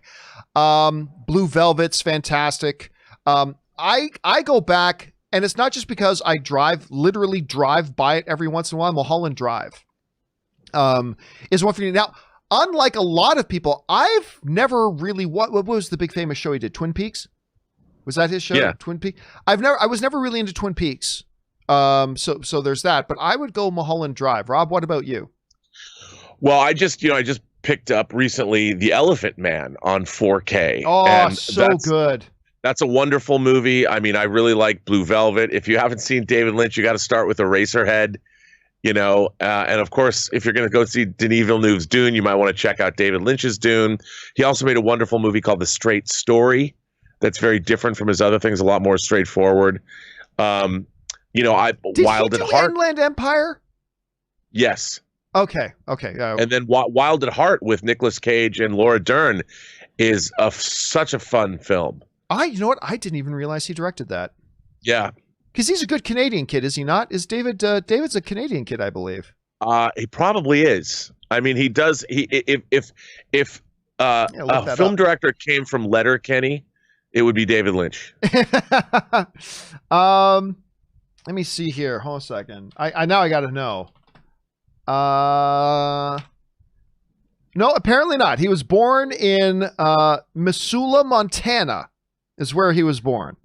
Missoula, Montana. So not a Canadian kid. Okay, I don't know why I had that in my head. All right, let's move on. Next one up. Willow writes, you said that Soul might be difficult to market due to the subject matter, but doesn't Coco also deal with death and the afterlife? That movie still did well financially. It did, but you got to acknowledge there's a big fundamental difference between the way Coco looked and the way Soul looked. Like they look very fundamental. Like you look at the trailers for Coco and it doesn't at all feel like some existential kind of thing about what indeed happens in the afterlife. Yes, you have ghosts and blah, blah, blah, and you can have kids films that deal with that kind of thing, but it's all on how is it dealt with. And Coco was a movie that was a lot easier to market and sell those aspects of the film, the music, family, a kid going on an adventure, all that. These are all things that you can sell fairly easily. And they did. And it was bright and colorful and beautiful looking and all that kind of stuff. Soul, well, it gets me very, very, very excited. You have to acknowledge that it's a very different sort of thing. Like a guy, like a middle-aged musician gets killed doing something, and then the metaphysical questions, the existential questions about who are you, what is the soul, what happens after death, all it's a different product to sell than, say, trying to sell Coco. So I know, Rob, how would you answer that?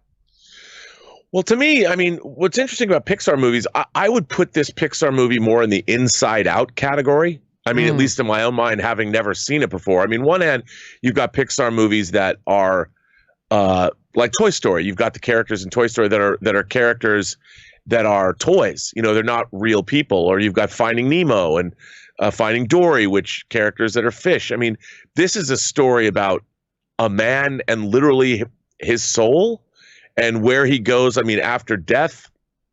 I think in a way, I mean, this is more along the lines of something like Coco. I mean, I have to tell you, Coco knocked me out when I saw Coco, and that's why I'm really excited to see this film.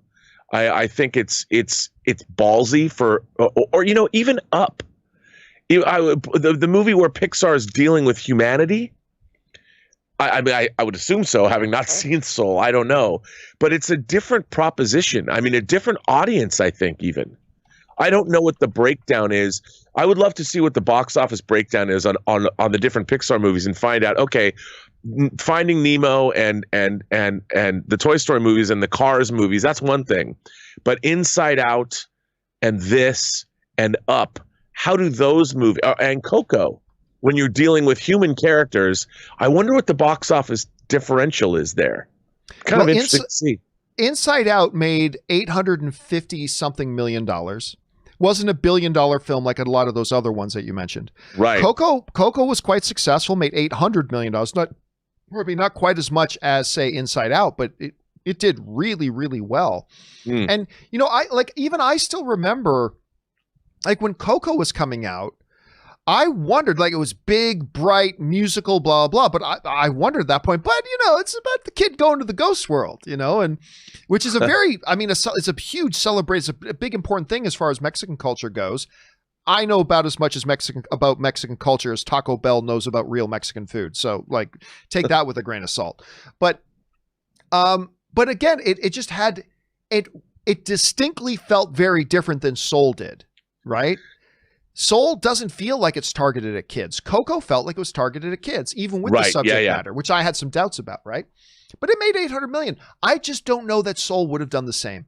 I think the Soul would have made money because I think word would have got out how good it is.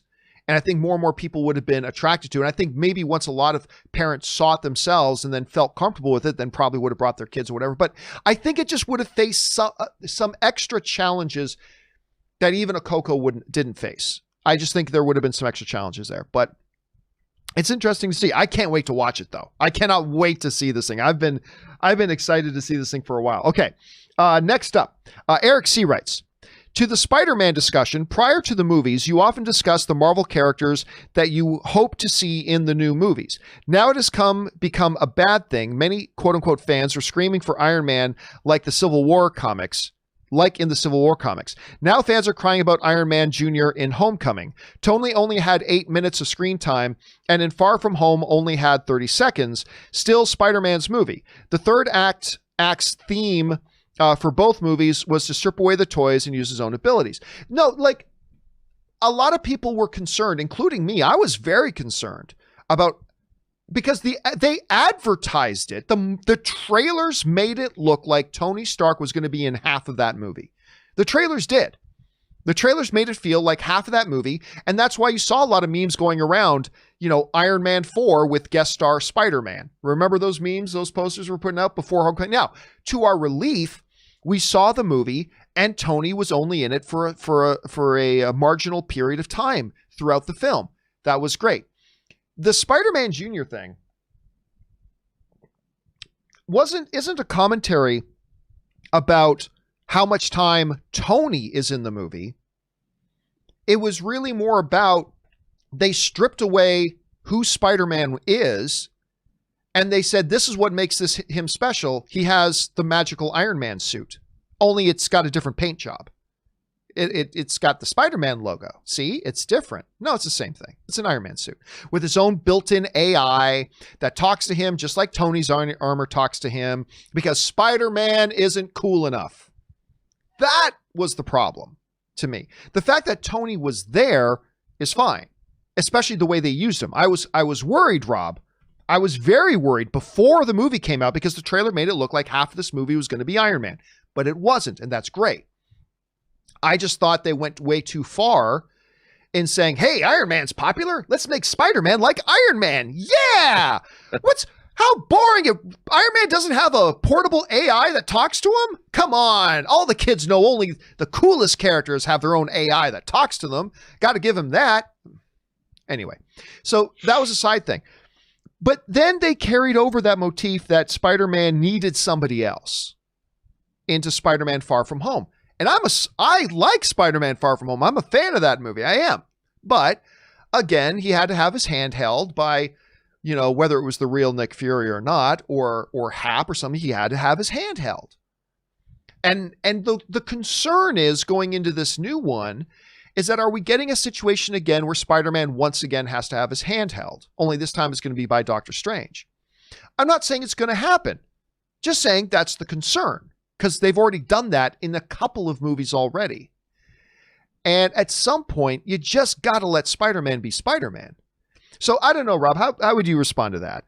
Well, I agree with you too. I think that I was hoping that the next Spider-Man movie, you had Far From Home, Homecoming, and Home Front was what I thought they should call it. And Spider-Man has to come back, and literally the movie is about him saving the neighborhood. He's been in space, he's been in Europe. Those are too far away places to go, I guess. But I would like to see Spider-Man be Spider-Man. Show me him getting involved in local villain politics or something. And a real Spider-Man story, as opposed to being a part. He seems to have always been like, look, I liked Homecoming and I liked Far From Home a great deal, but like you said, he always was relying on someone else. I mean, even in Infinity War, Tony Stark gave him his spacesuit. I love the Iron Spider suit, but if he didn't have Tony Stark around, he would have been dead after he fell off the rocket as he was rocketing up on, Ebony Maw's ship. And I would love to see a real Spider-Man story from beginning to end, more like along the lines of Spider-Man 2. Yeah, and by the way, that doesn't mean you can't have guest stars. Sure, absolutely not. You can absolutely have guest stars. Guess what? I still contend very much that Captain America Civil War, which is loaded with other characters, is still, to me, very distinctly a Captain America story. Absolutely. Or Winter Soldier. I mean, you've got Falcon, and you got Black Widow, and you got Nick Fury, and you got Bucky, and you've got, you got Robert Redford, and but it was still very distinctly a Captain America story. And so I believe you can have guest stars. It's just that worried about, the only thing I'm concerned about is when the reports say Doctor Strange takes over the mentor role of, and the father figure role for Peter from, it's like, do we have to do that again? That's the only thing. And maybe it won't. Maybe like Spider-Man Homecoming, where we were worried it was going to have too much Tony Stark, and it didn't. Maybe that'll be the same case here. At least I certainly hope so. Okay, next up, we got 50 Shades of Geek writes, I really hope Robert is here. Hey, Rob, have you seen the teaser for the new Doctor Who video game? I thought it was great. I've been waiting for a new Doctor Who console game for years. All-Un-See? I guess that's a Doctor Who thing. Rob, I am not a Doctor Whoian, so I have no idea what any of this means. Have you seen a trailer for a new Doctor Who game? No, I have not seen a trailer. Is it The Edge of Time? No, there's a new game. No, I have not seen this, and now I've got to go look for it. All right, I will let you go look for that while I bring up the next question. Then once you find it, you can address it. All right, Isaac Z writes, after watching The Leftovers, I fell in love with Lindelof's work, so I decided to read Watchmen to prepare myself for the show. Absolutely love the show until the last 2 episodes. I hated the last 2, ruined a lot of the character arcs for me, from the comic for me. I surprisingly enjoyed that because it was truly a sequel, not to the movie Watchmen, but It was a sequel to the graphic novel. And I thought it was great. I also had some issues with the last couple of episodes. Still, end of the day, overall, I thought the series was great. Lindelof is a little hit and miss for me, but he's bold. He'll do some he'll do whatever he wants to do. And I appreciate that about him. But overall, I thought the series was great, and that showed a lot in all the Emmy attention that it got. Got a lot of Emmy attention, and I'm glad that it did. And I don't think they're going to do another one, but I personally hope they do. Rob, did you find out anything on this Doctor Who video game? Oh, I'm looking at different games, but I'm not sure which one he's referring to. You know, the End of Time or whatever this is. I'd have to watch the trailers. But look, a good Doctor Who console game, I'm in. I mean, I'm a Doctor Who fan. I sort of grew up. I was never into Doctor Who the way I was into other things, but it was always there. You know, it was sort of omnipresent. And I love, ever since 2005, since Christopher Eccleston came in and did his single season stint as a Doctor. I mean, it's been really hit and miss, but I love the Russell T Davies era of modern Doctor Who as a writer, and a spinoff, Children of Earth, the Captain Jack Harkness spinoff for Torchwood, is 5 episodes of the finest televised science fiction ever. So, yep. All right. Let's move on here. Next up, we have Man of Steel Rules, who writes, crazy question, with all the movies being delayed and the studio struggling with finances, do you think they will seek out cheaper actors instead of A-list stars to reduce their budgets, or will actors work for less to get the roles? Actors will work for less. It's just the thing. It's the tech bubble. When the tech bubble burst, right? Things, they just got to get more realistic. We're heading into an era where, the type of money that some actors are accustomed to getting, they may get here and there. Actually, I have very little doubt they'll still probably get it here and there. But for the most part, oh yeah, no. Actors are just going to have to say they will work for less than what their preferred rate is right now, or they're just not going to get the jobs. Because, especially as more things start to go to streaming, because remember, we are talking about the Walmartification. Streaming is Walmart, and they're going to keep their costs down. And so it's going to be that way. There will be some exceptions. There will be the odd time that, a Robert Downey Jr. might get 20 million still to do something. Absolutely. But I think if you take a gauge over the broad spectrum of all the higher profile actors over the course of the next year or two, I think you're going to see that the median asking rate is going to drop. At least that's how I think, Rob. What do you think is going to happen? Well, I think you're absolutely right. I mean, everyone's going to have to adjust to a new reality. And I think that they're going to be making, we talked a lot about the Walmartization of entertainment. Costs are going to have to come down. I mean, look, budgets now are going to have to take on the added burden of COVID compliance. And there's going to be a lot of things that are going to be added to the budgets of films that are production issues that weren't necessarily there before. And I think everybody's going to have to make do with less. We're all going to have to man up and deal with the new reality that we're in. So, I mean, I think it's inevitable. All right, next up, we've got Caleb, who writes, movies in my top 20 I first saw during COVID. Beasts of the Southern Wild, I love that movie. City of God, love that movie. Heat, I mean, if we're talking about the Val Kilmer, Al Pacino one, fantastic. Hell or High Water, Chris Pine, love that movie. Jeff Bridges, that movie is amazing. It'll blow your socks off. It is amazing. Iron Giant, Denis Villeneuve's Prisoner, The Rad, as Rob likes to call it, The Rad, Tree of Life. I'm not huge on Tree of Life. I gotta admit, I'm not huge on Tree of Life. Unforgiven, I consider to be the greatest Western of all time. What are your thoughts on these movies? Well, I actually just gave my thoughts on the movies. Rob, do any of these ones particularly stand out to you? I think that's a fantastic list. It's a great list. have to say, they released a version of Tree of Life Criterion on Blu-ray, and it's a new version, a new edit of the film that Terrence Malick did. And like you, I wasn't necessarily sold on Tree of Life. I watched that new edit, and I was just captivated and swept away. I mean, I loved it. And I've really come around on Tree of Life. I think it's fantastic. But all those movies, I remember the first time I saw Unforgiven, I saw it at the Chinese on Hollywood Boulevard the day it opened. And when it was over, I turned to my friend Wayne Moglevsky, who I was with, and I go, dude, that movie's going to win Best Picture. I was blown away by Unforgiven. And it did. It did, in fact, win Best Picture. Yeah.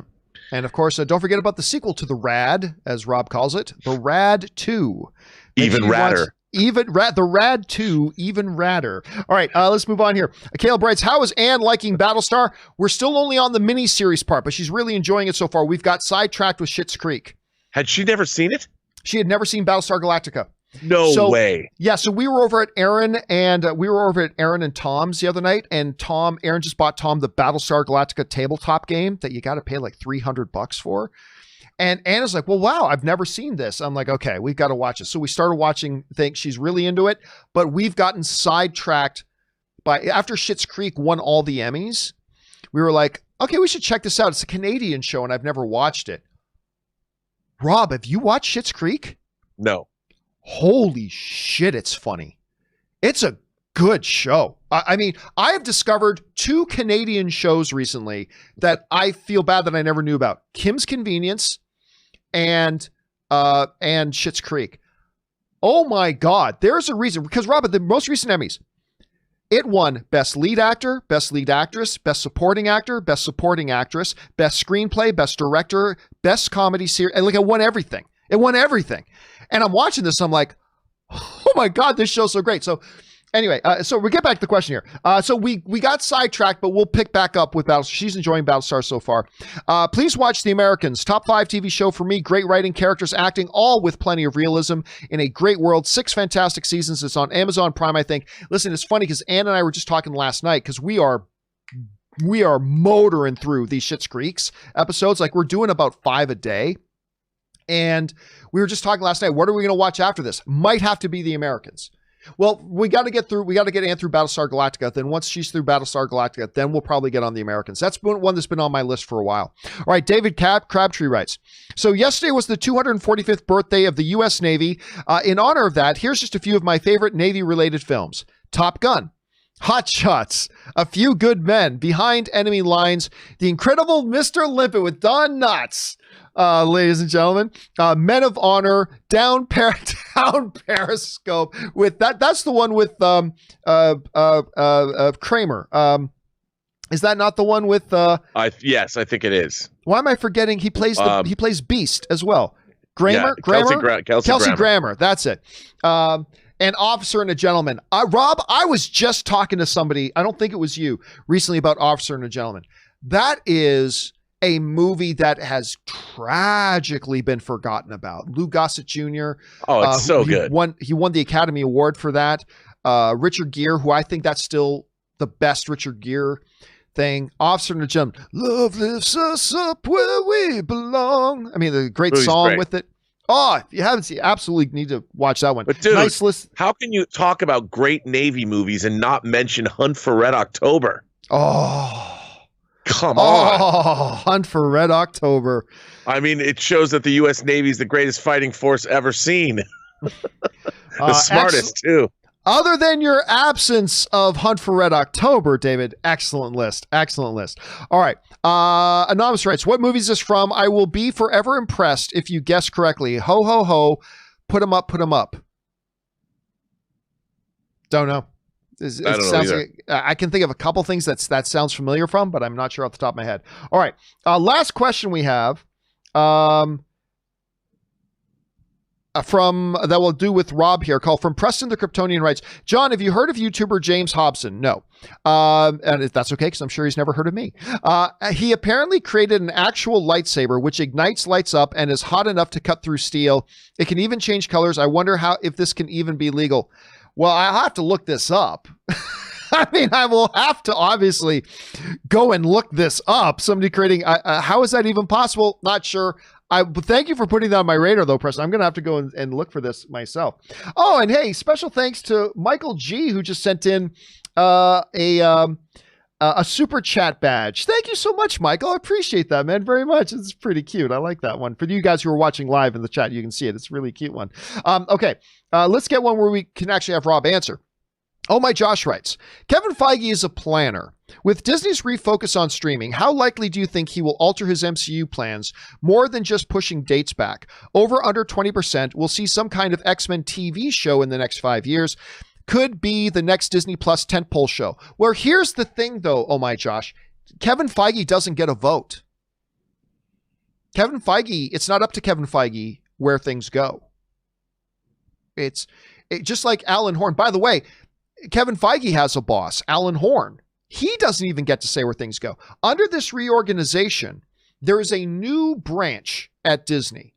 and it's their distribution arm. And now they have all authority to dictate where any content that comes out of their movie division, out of their general entertainment division, and out of their sports entertainment division, they have full authority to dictate where those things go. So I don't know that Kevin Feige will alter his plans. And I think really now what Kevin Feige's job is just go create content. We'll figure out what to do with it. Don't make your content thinking this is going to be a theatrical movie. This will be a Disney Plus thing. This is going to go to ABC. This is going to go to Disney Plus. Don't worry about that, Kevin. You just go and make content, and then we'll decide where it goes. That is a fundamental change at Disney. And so I don't see him really fundamentally altering his plans. I think he's got his plans. He's going to continue to make his content, and then he'll let the other people at Disney decide where things go. Rob, how do you see this affecting Kevin Feige, if at all, and his plans for the MCU?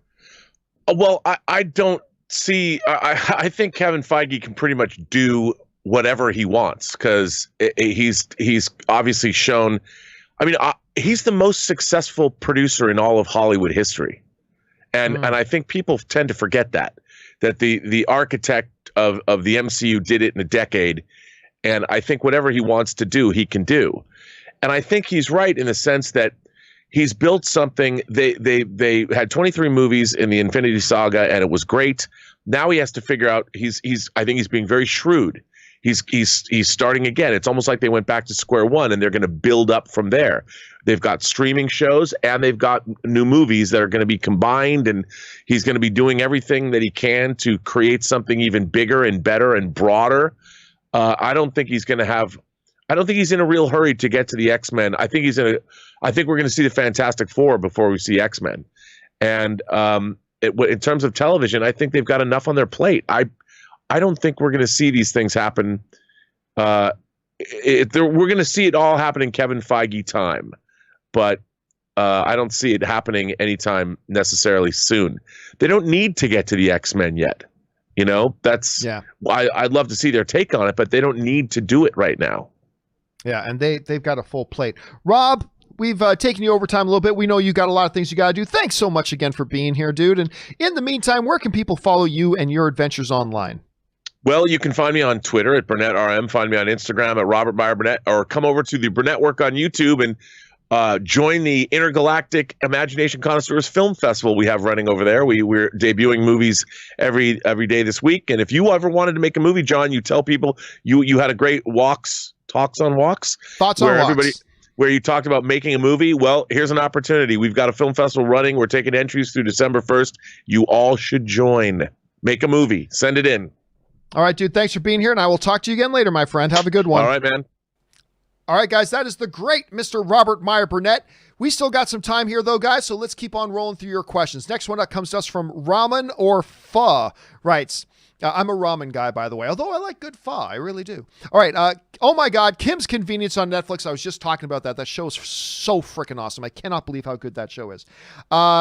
Kim's Convenience on Netflix. Incredibly funny, but also heartfelt. So heartfelt. Love the relationship between Appa. Between Appa and Janet, whose acting grew on me. Her tears on cue are amazing. Based on his performance on the show, how do you feel about Simu Liu for Shang-Chi? No idea.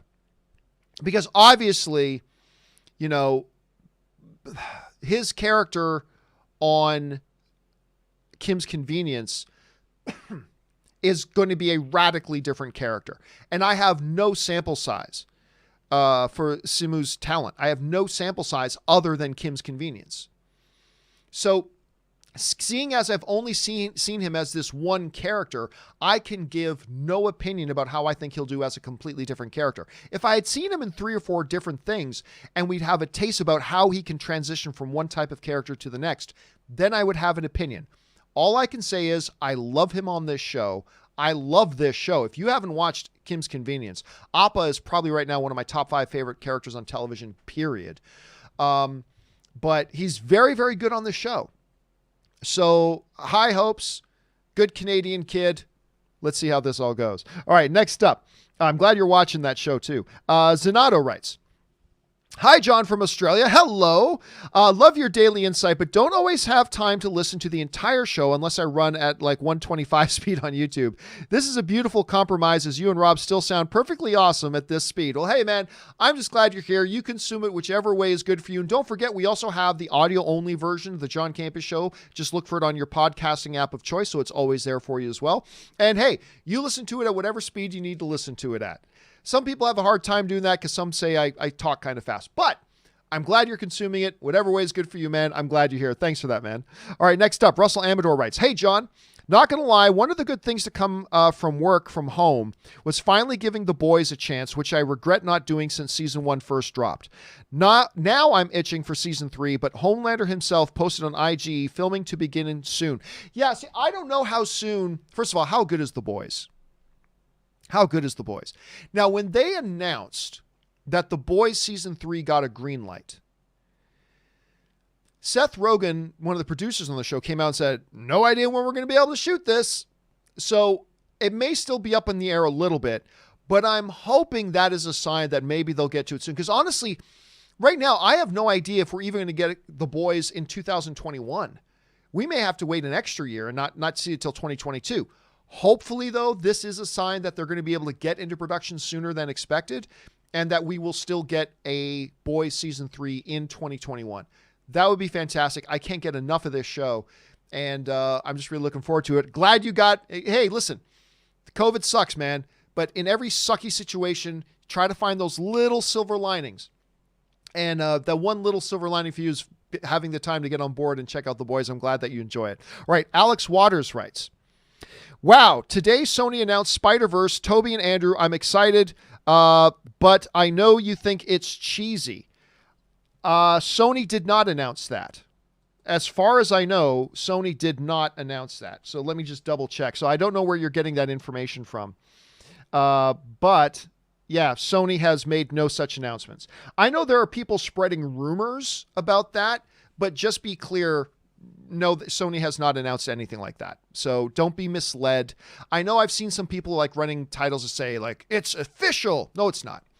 No, it is absolutely not. Now look, there have been rumors going around. The rumor was started, I believe, by the same outlet that started the rumor that Wonder Woman was going to go straight to VOD on December 25th. And then like the next day that got completely debunked. This rumor about Andrew Garfield and Tobey Maguire joining Spider-Man 3 originated with that same site. No judgment. I mean, I'm just saying, I'm just pointing it out that it just happened to be from the same site. And then others have picked up on it as well and started running with it as well. This is always my attitude about stuff like this. There's a possibility that's real, but 9.8 times out of 10, it's not. But every once in a while, it is. If it's true, then the actual legitimate real trades will start to report it at some point. The Wrap, the Hollywood Reporter, Variety, Entertainment Weekly, whatever, Deadline. If it's true, then at some point soon, those trades will start to report it. Until that happens, there's no point in really talking about it because we literally get 100 of these fantastical sounding rumors, and most of the time it's all bullshit. So instead of wasting our time talking about these things, just say, hey, there's a possibility it's true. Just like the Wonder Woman going direct to streaming was possibly true, but that got debunked. But there is a possibility it's true. I'm not going to say it's impossible that's true. There's a possibility that's true. But there's no point in discussing it until one of the real trades reveals it. Once one of the real trades reveals it, then it's a real thing. Then it's official. Then we can start talking about it. But just so you know, Sony did not announce, no matter who you think said that Sony isn't, they haven't. Just be very, very clear. Sony has not said that at all. Doesn't mean they won't at some point, but as of right now, they have not, just so you know. All right. Yaz writes, hey, John, I thought I should tell you about NVIDIA Shield TV. It runs on Android. Oh, I'm very familiar with the NVIDIA Shield. It runs on Android TV and has every feature the new Chromecast does. Not quite. The crazy 4K upscaling is what sets it apart. Being able to watch shows on YouTube in 4K were released in 4K is insane. Yeah, I am very, very familiar with the NVIDIA Shield. I tested them out. I came very close to buying them actually at one point, mostly because of its gaming features, but other things as well. NVIDIA Shield's great. I was very happy with the NVIDIA Shield. It wasn't enough to lure me away from Roku per se. And there are some things that are much higher class in the new Google Chromecast. But if anybody is like thinking about NVIDIA Shield, all I can say is that I quite enjoyed using it. It's got some really nice features on it too. And it's very uniquely modeled for a very specific thing, which it does beautifully. So if you have not tried the NVIDIA Shield TV, you should take Yaz's advice and give it a shot at some point, because I think for a lot of people, it's going to be a good choice. I think for a lot of people, it will. All right, Timothy writes, I know you're a big Hulu fan. I am. I was wondering if you had taken time to watch Devs. No. If so, what did you think? If not, I recommend you do it. I'd love to hear your thoughts. I think it's one of the best new miniseries of 2020, but no one is buzzing about it. True. Listen, Devs was badly marketed. Devs was... Now, I haven't seen it yet. All I know is that it's got Ron Swanson from Parks and Rec. That's good enough for me. And I've heard very good things about it. The thing is, the trailers and marketing for Devs was brutal. Brutally bad. It turned off so many people. Like people would see us like, what the F is this? And it just turned a ton of people off of it. And it turned me off of it. At least it made me put it to the back burner.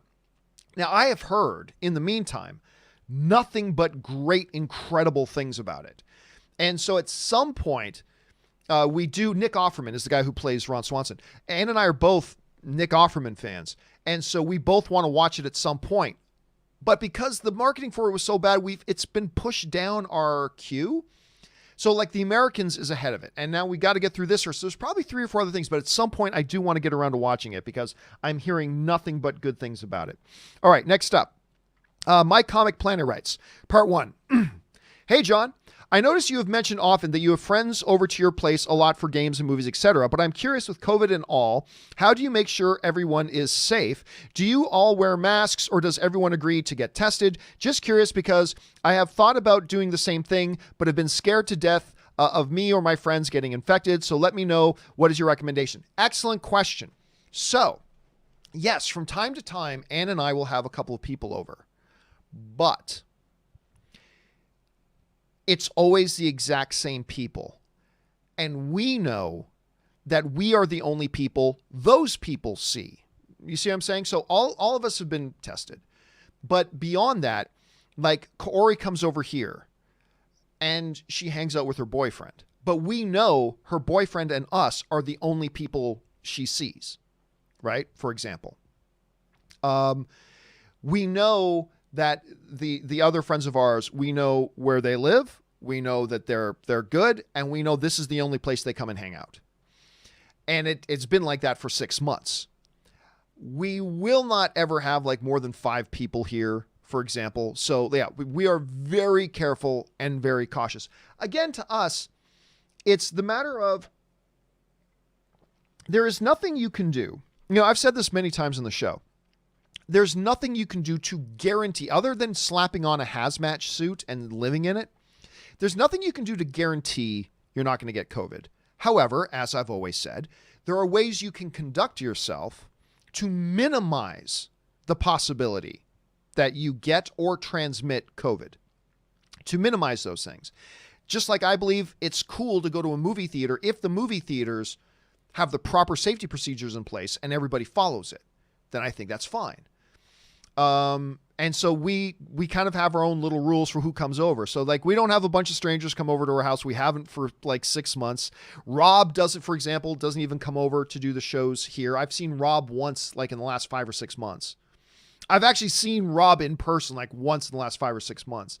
But yeah, that's how we personally conduct ourselves. It's a certain select group of people who we know very closely, and we know they have very limited exposure to anybody else as well. And so we've got our own little circle of people. So that's how we do it. All right, next up. My Rock, My Bowels writes, we spoke about this before, but I'm still confused why NATO and studios don't make a limited time agreement which will allow movies such as Soul, Greenland, and etc. to show both in theaters and VOD. Couldn't that help both sides at this point? Nope. Like I said before, that doesn't help the theaters in the least. It doesn't help the theaters remotely. In a pandemic, if you put something in theaters or something at home at the same time, why would you go to the theaters? Like, I love going to the theaters. I've been to the theaters twice in the past 6 months. Both times were very, very positive experiences. The movie theaters had great safety protocols in place. I felt very comfortable. I felt very safe. But it would be irresponsible for me to, like, I have the choice. I can watch this movie either here right now or at the theater, and you're giving me the choice to do either. Well, then the responsible choice is just to watch it at home. There's simply no upside. Like saying it'll help both sides. No, it doesn't. It doesn't help the theaters at all in the least. So that actually doesn't work out, unfortunately. All right. A mischievous gremlin writes, hey, John, do you feel like these rumors coming out on Spider-Man 3 is a bunch of BS? I mean, all the rumors coming out of this movie seems like a little too much to believe right now.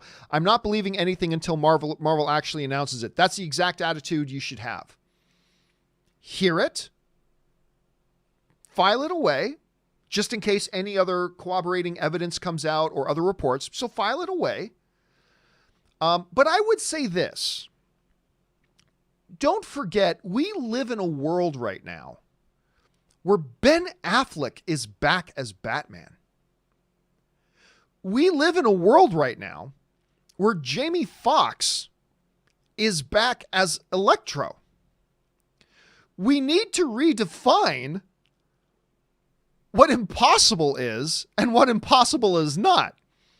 So the notion that Tobey Maguire and Andrew Garfield coming back, while a few months ago, ludicrous, stupidest thing in the world, not possible. We don't live in the world of a few months ago. We now live in a world where Ben Affleck has come back as Batman. We now live in a world where Jamie Foxx has come back as Electro. On the scale of impossible, Andrew Garfield and Tobey Maguire coming back is not impossible in this world. That doesn't make it true. There's millions of things that are possible that aren't ever going to happen. So your attitude right now is the exact attitude. Okay, somebody wants to spout off this rumor. Okay, there's a possibility it could be true. If it is true, it'll come to light. And the actual news outlets will report on it. And then when that happens, we can make a topic out of it. But like I said, these types of rumors come out 100 times a week. And the vast majority of the times, nothing ever comes of it. So instead of me making a bunch of main topics about it, which are most likely untrue, acknowledge, hey, yeah, that's out there and it's not impossible. That could be real. It could be true. But I'm not going to waste any time on it until the Hollywood Reporter says it is. Then we can discuss it. But until then, whatever, I just kind of file it away. But just file it away from now. Which is, again, what was impossible 3 months ago is not impossible in the world that Jamie Foxx is playing in Electro. That's all I'm saying. All right, Anonymous writes, the June 2022 Transformers films others are talking about was announced by Hasbro at a festival of licensing. The reason why none of the major trades talk about it is because they reported on it back in May. You actually talked about the news on May 4th. Yeah, I remember there was a date set, but I don't remember there being anything specific about it. I'll keep my eyes open. I will keep my eyes open for it, though. All right, the Sock writes, I took a class for finances as it's required training for department heads at Home Depot. It broke down to the penny where the money goes, and you actually prepped me for it and class. You actually prepped me for it, and the class in turn gave me even more insight into the movie theater business. You know what's funny? I remember when I was studying law, one of the courses, I had to actually take a course on accounting. And it's like, why the hell do I need to learn accounting? Because keeping track of your money in any kind of business is super, super important. I would say accounting was the most boring ass thing I ever had to study, but so glad that I did. I would, honestly, guys, seriously, this is going to sound like a weird recommendation. If you've got some time, sign up for one of these online learning sites, any of them that offer like online courses, whatever, just on accounting. Not a school credit, just a free online course somewhere, whether it's, look up some YouTube videos, whatever. Maybe on, what's that one called? lynda.com or something like that, whatever. I would highly recommend taking a course on accounting. You'd be surprised how much it benefits your life in many, many, many ways. All right, next up, Seth Tipton writes, "Hey, the John Campea Show. Not the biggest fan of the new Mad Max, but the originals I loved, even Thunderdome. Kick-ass Blade Runner shirt, Rob. That shirt was great. You always have the best movie shirts. I especially like your Alien and Dune-themed ones. Keep bringing the filthy. John, thank you so much." And I love that. I don't even like Blade Runner. I don't even like Blade Runner. And I love that. That shirt was the Sean Young shirt. So choice. That was really good. All right. This will be the last one we've got time for here today, guys. This one comes to us from Get Butter Now, writes, "Hey, gang, I know you both think that physical media is going away. Well, we don't think it's going away. It is going away. The numbers are there. You can't ignore them. But with movie theaters going away, I hope not, don't you think the call for physical media is in need now? Yes, there are streaming options, lots of them, but not everyone has great internet. It doesn't matter. See, this is the issue. When we talk about the fact that physical, not the opinion, the fact that physical media is disappearing and going away. When people try to argue that, they argue for why they don't think it should go away, right? Whenever people try to argue it, the argument is why they don't feel physical media should go away. I'm not saying, and Rob isn't saying, that physical media should go away. Rob is the biggest physical media fan I know. He does not want it to go away. He absolutely believes it shouldn't go away. But the question is not, should physical media go away? It's about, is it going away? And the answer to that is undeniably yes. All you have to do is look at all the numbers. I mean, the biggest manufacturers of Blu-ray players have stopped making them. They're not even going to make Blu-ray players anymore. And now we even see this PlayStation model isn't even going to take discs. You can't play, you're not like, and I guarantee you that PlayStation model is going to outsell the other one. The one that's completely discless is going to outsell the one with the disc. That does have the disc drive. Year over year, the amount of physical media that's purchased drops exponentially. The studios want to transfer over everything to the streaming thing. There's no point in us having the discussion about should physical media disappear, because it's not germane. The fact is, it is disappearing and it is going away. We can argue about whether it should go away, and there's good points about maybe why it shouldn't, but it is. And so and the struggles of the movie theaters is not pushing the physical media. It's just pushing the streaming. And the real enemy to physical media is streaming. And that's what's flourishing, and that's what's exploding right now. So yeah, there are discussions to be had about whether or not we should have physical media, but that ain't the issue. The issue is it is going away, and it's just what, again, anybody can deny it, but you're just denying facts. Rob, who is the biggest supporter of physical media, he brings out the stats every time we discuss this about the amount of physical media being purchased is dropping exponentially year over year. The amount of physical media being produced is dropping exponentially year over year. And even some of the biggest manufacturers of Blu-ray material, particularly players and hardware, they've gotten out of the business. They just won't make them anymore. So we can deny it all you want, but physical media is going away. Now, there will always be some remnant of it, just like records died, right? Records went away. Now, there's still fragments of it out there. You can still buy vinyl if you want to, but the amount you can buy, the availability of it, it's for all intents and purposes is gone. If you really want it, you can find it, but that's pretty much what physical media is going to be. And even then, like, I think Warner Brothers wants physical media to go away. Disney wants physical media to go away. Paramount wants physical media to go away. Again,